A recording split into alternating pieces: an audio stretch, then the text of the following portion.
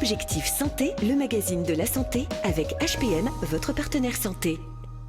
La dégénérescence maculaire liée à l'âge est une affection de la zone centrale de la rétine.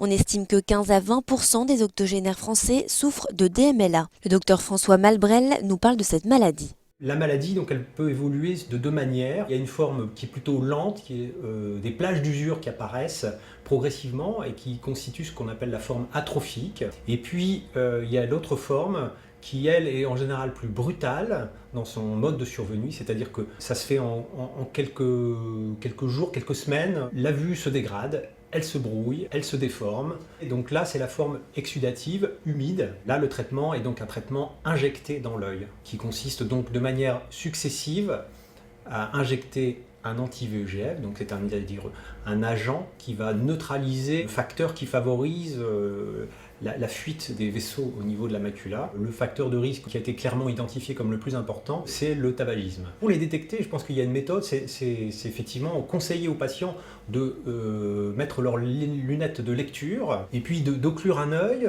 tout en regardant le journal avec un éclairage adapté, puis de changer d'œil. Voilà. Si tout est normal sur chaque œil, il n'y a pas d'inquiétude à avoir. Ce qu'il faut comprendre dans cette maladie, c'est que le traitement qui existe pour la forme humide, qui est la forme la plus dévastatrice, ce traitement est d'autant plus efficace qu'il est appliqué à l'œil du patient lorsque la forme est débutante. Et donc tout l'enjeu est de détecter le début de la maladie clinique suffisamment précocement.